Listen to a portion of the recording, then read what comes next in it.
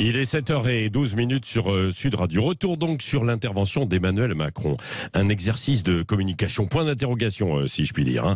Nous sommes avec Élodie Mielzarek, qui est sémiologue et spécialiste en communication, auteur du livre « Ce que les gestes et les mots disent des autres ». Et entre parenthèses et surtout des cons, c'est aux éditions Le Courrier du Livre. Rebonjour Élodie Mielzarek. Alors, Emmanuel Macron a semblé vouloir comprendre, je dis bien semblé vouloir comprendre la colère contre la réforme des retraites.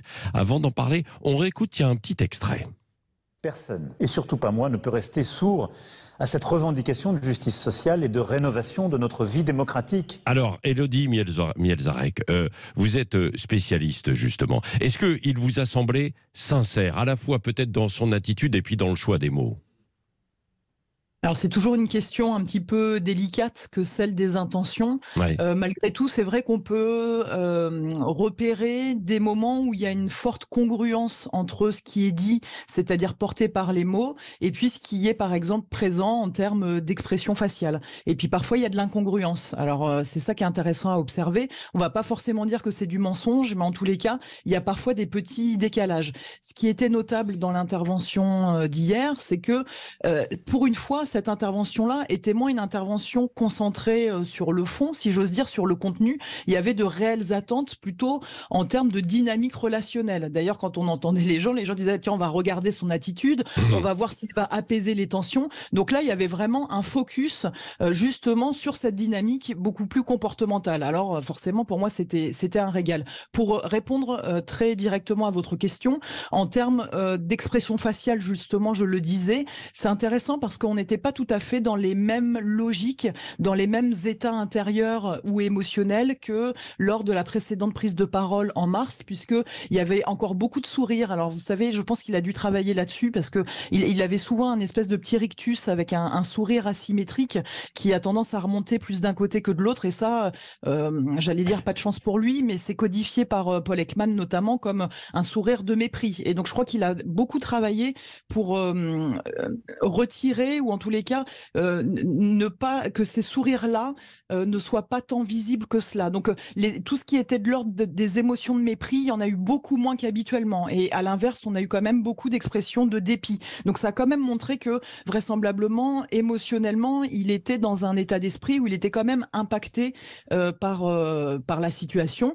Il y a tout de même un paradoxe qu'il faut noter chez Emmanuel Macron, c'est le fait qu'il gesticule énormément. Vous l'avez peut-être remarqué, si on faisait un axe vertical, on verrait sa tête qui bougerait en permanence de droite et gauche, et puis son buste qui va beaucoup vers l'avant puis vers l'arrière. Donc c'est un président qui gesticule énormément quand il prend la parole.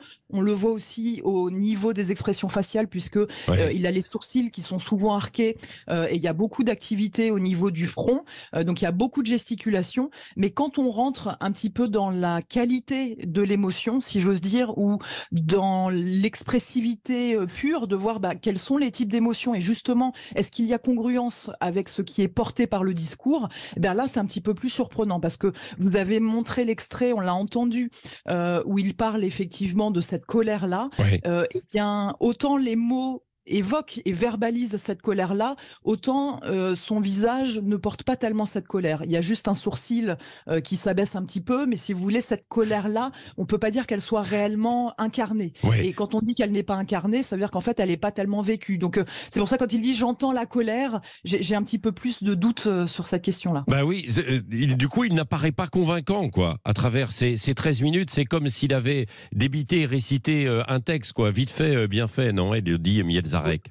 Alors, si vous voulez, c'est ça en plus la difficulté, c'est-à-dire que sans doute, il veut être dans le contrôle et la maîtrise de son discours, donc il y a un prompteur. Et on voit régulièrement au mouvement des yeux qu'effectivement, c'est un discours qui est plus lu qu'incarné. C'est assez désastreux en matière de discours politique. Souvenez-vous, Valérie Pécresse était un petit peu dans le même registre lors de la campagne présidentielle. C'est vrai que ça donne des corps un petit peu automates. Même si Emmanuel Macron arrive, si je peux avoir cette expression-là, à donner le change, puisque justement, il gesticule beaucoup, mais c'est vrai que quand on regarde, comme je vous le disais, d'un point de vue un peu plus qualitatif, il y a des émotions qui sont nommées, mais qui sont pas forcément présentes.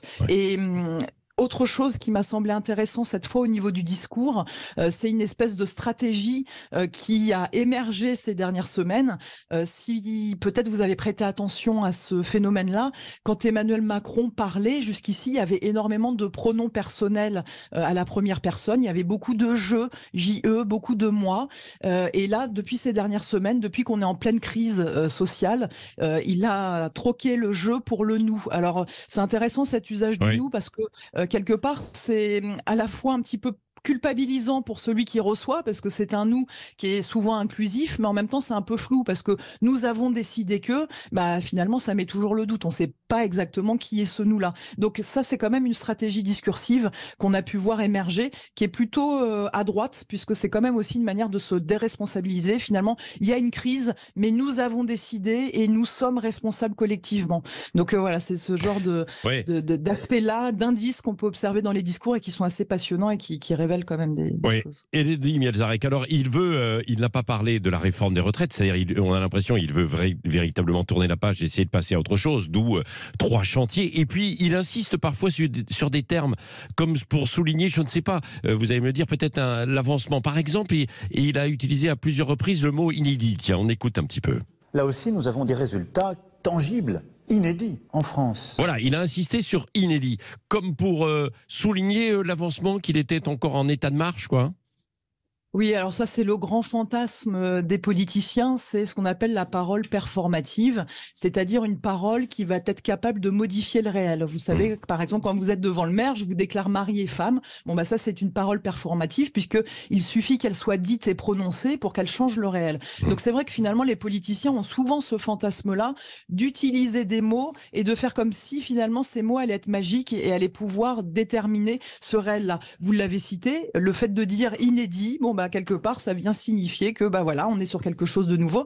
Moi, j'ai aussi noté dans le même registre, il disait nous avons devant nous 100 jours d'apaisement, mais rien ne lui dit que les 100 prochains jours vont être apaisés. Mais vous voyez, c'est une sorte d'incantation, d'usage de la parole un petit peu particulier, comme si le fait de dire allait être égal au faire et à modifier la réalité. Mais c'est beaucoup plus complexe que ça. Oui, absolument. Merci beaucoup à Élodie Mielzarek pour cette analyse, sémiologue spécialiste en communication. Et je rappelle votre livre, Ce que les gestes et les mots disent des autres et surtout des cons, aux éditions Le Courrier du Livre. Merci d'avoir été avec nous aussitôt ce matin sur Sud Radio.